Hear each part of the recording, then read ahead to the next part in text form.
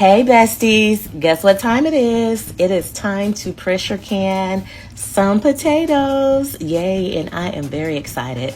I always get excited anytime that I can add some good delicious vegetables to my pantry. Look, that pantry is looking beautiful.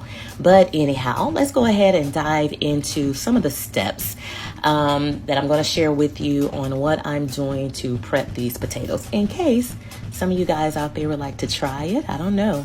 I got quite a few people on my page who said they're going to try some of the stuff that I'll be doing. And we also know that there are going to be some professional people who have been doing this for years and years and years like me. And we have so many different ways that we like to do things, but this is the way that I like to do it. And maybe they'll comment on the bottom and share some of their tips for you guys to read on what they like to do. Hey, all tips and strategies are welcome on my page. But anyhow, as you see, I am peeling my potatoes. No, I don't have one of those little automatic roll electrical potato peelers. I'm an old school girl. I like to do things the old fashioned way. So we are peeling these with a handheld peeler. Look, I've had a dishwasher in my house all my life, ever since I moved out from my parents. And I still wash the dishes with my hands. I would not even allow my kids to wash the dishes using the dishwasher. So that tells you I am so old school, okay? As a matter of fact, in one of my homes, I just went ahead and had it removed because I felt like it made them lazy. But anyhow, y'all check out my gloves. This is my knife gloves, which means I can accidentally take the knife and scrape myself with it. But with these gloves on, it will not penetrate. Now, normally when I do things, I don't wear these gloves, but when I know that I'm going to be cutting kind of funky without no rhythm, I put on my gloves just to be on the safe side. And plus, when you're on medication, certain medication, you don't want to cut yourself. And I'm one of those people that take a particular medication where if I bruise or anything like that, I can lightly bleed. So I put on my cute little pink gloves just to be on the safe side so I don't have any boo-boos. But anyhow, right now I am cutting up my potatoes. I like my potatoes in chunks. You can decide which way you want to put your potatoes. You may want to dice them smaller. You may want to make them bigger. As a matter of fact, you may decide you just want to do whole potatoes and you may want to do it with or without skin. That is on you. I am doing this batch right here, skinless, and I am cutting them up in chunks. Now, there will be another video where I want to try the rebel canning technique where they leave the skin on the potatoes and do it without liquid. Those potatoes look so good, and because I love fried potatoes, yeah, that'll probably be my next video coming up. But anyhow, these are being chunked. Cut in chunks, and as you see, I am all done. It didn't take long, right? Yeah, I had to fast forward it just a little bit. I don't think TikTok will let me do an hour video. So some parts of this video, I did motion it with a little bit of speed because I don't think you want to take 20 minutes or 15 minutes to watch me cut potatoes, but you get the gist, right?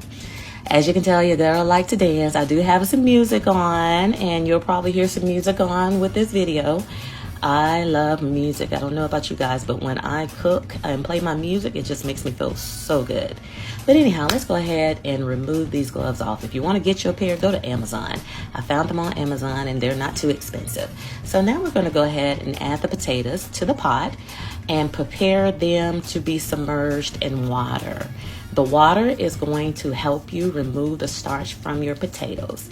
And you want to make sure you do this step because you don't want all that stuff that can be produced in your jars. It can cause your jars to bust while it's pressure canning, become mushy, and all that kind of stuff. So go ahead and move some of your starch. Now for me, my potatoes, I let them sit for about an hour.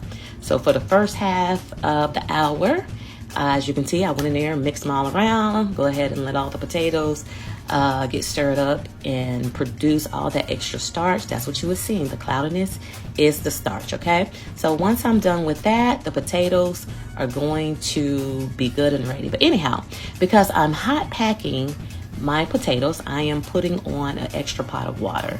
And you will see what I'm going to do with those. But anyhow, this is round 3 for my potatoes, and as you can tell, the water is starting to become a little bit more clearer as I continue to reach them. And let's see, I think I did it for about 3 or 4 different times where I let them sit, I let them soak, I stir them, pour the water out, put more water, and I do that again and again until the water becomes very clear. then I know that my potatoes are ready. You see that? They look good, don't they? A lot of that starch has been removed, and so you are seeing it. And always, as a final test, go in there and mix them again with my hand just to make sure no more of the starchiness is going to appear. And when it doesn't, I know for a fact that my potatoes are ready to be put into the jars. So what you think? It looks good, right? All right, so that's my potatoes. They are prepped and ready. So let's go ahead and put them into the jars. I like to use my hands. Make sure your hands are clean. Yes, they are washed. You didn't see that part. But anyhow, I like to use my hand because I get to put however many I want to. If you have a scoop or you want to wear gloves, you can do it however way it makes you comfortable. Honestly, there is no mistakes. All it is preference. People prefer to do one way or the other. And you're seeing the way I like to do it. Honey, let me get my hands dirty. Yes. So let's go ahead and stuff those potatoes in there. And you want to leave a 1-inch headspace in the potatoes. So 1-inch headspace simply means from the top to where the food stops. 1 inch, okay? So that is what I'm doing. And what I'll do in just a moment is shake the potatoes because they can settle down a little bit more, and then you'll realize you got more room to put a few more potatoes in there. And so I always like to shake them up a little bit. As you can tell, you can see right there before the camera that I am actually increasing some of the space. I got a little bit more room to add a little bit more potatoes. And so, see, I left some in the pot just for this reason. And so you want to make sure you get it as full as possible. Don't press them down. You don't have to do all that. But next we're going to move on where I'm adding my pickle and canning salt. You saw that it says pickling and canning salt. You may call it canning salt. You may call it pickle salt. Regardless to what you call it, it is all the same. But anyhow, you're supposed to put, or you can put 1 teaspoon of salt in there. I like to put just a little bit more. And so I also, to this batch, added garlic powder.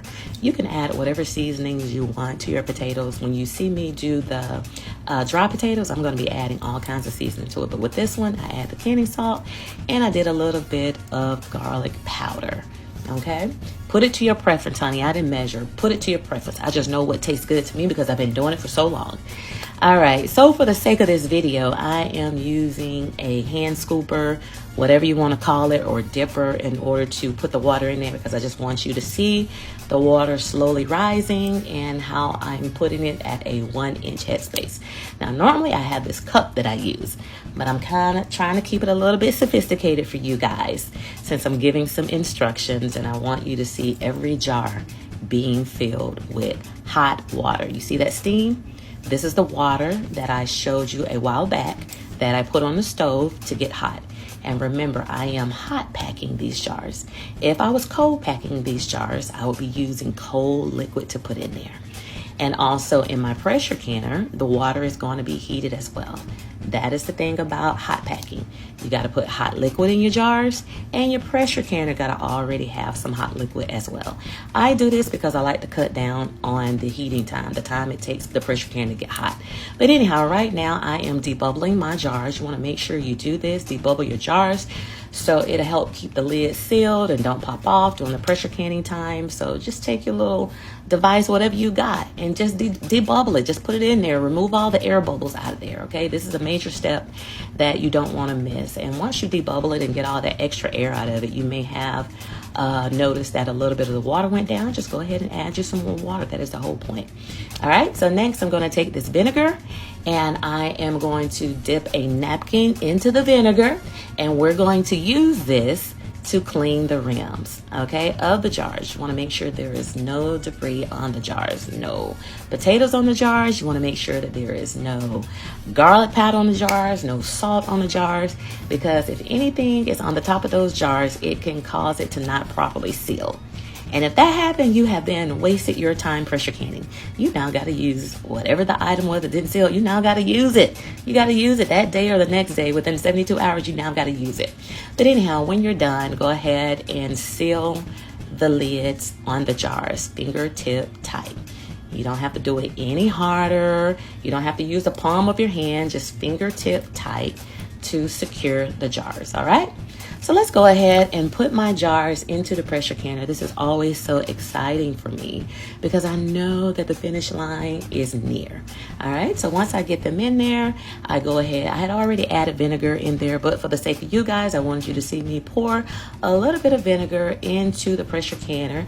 Water is already in there. The water can be 2 to 3 inches full. And so I like to use 3 fulls of the quart jars when I do the water in there. But the vinegar is to help keep the smear smut stuff from getting all over your jars. You want your jars looking pretty if you're going to invest all this time into pressure canning, right? So you don't want anything staining your jars. So as you can tell, I turned on my pressure canner pot. It is now steaming, okay? Do you see the steam coming from the little hole? That is an indicator that it is time for me to put the weight onto the pressure canner. You see the back of it? When that little thing comes up, when it rises up, I touched it just so you can see it. Can't push it down, it's not going to stay. That means that my pressure canner is ready for the weight. And so I'm going to put the weight on there because I need my pressure canner to get up to 10 pounds of pressure. So as you can see, the little knob is shaking. That means that it is about time.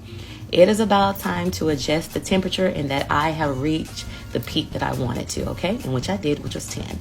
Now you're seeing the outcome of my finished product, baby. Do you see how beautiful those potatoes are? Oh my gosh. They're coming up, they're bubbling, they're looking good. And so once I take them out of the jar, I usually let them sit for about 5 minutes. But anyhow, I forgot to tell you guys that when I reach 10, I then turn the temperature for the pressure canner down to about 3 or 4, and it will stay at 10 and cook. Okay, and I let them pressure can for 40 minutes. Don't want to miss that step. They pressure can for 40 minutes, and then you saw me take them out, and now you're looking at the finished product. All right, so now I let them sit for about 18 to 24 hours just to rest and make sure that those lids pop. When those lids pop, you hear them, it sounds so beautiful. That means that the jars have officially sealed and all the work is done, and I can put them in my pressure canner. Hooray for me. Yes, this is simple, you guys. I find fun. Some people are like, oh, it's too much work. I promise you, when you learn it, it's not. But anyhow, enjoy.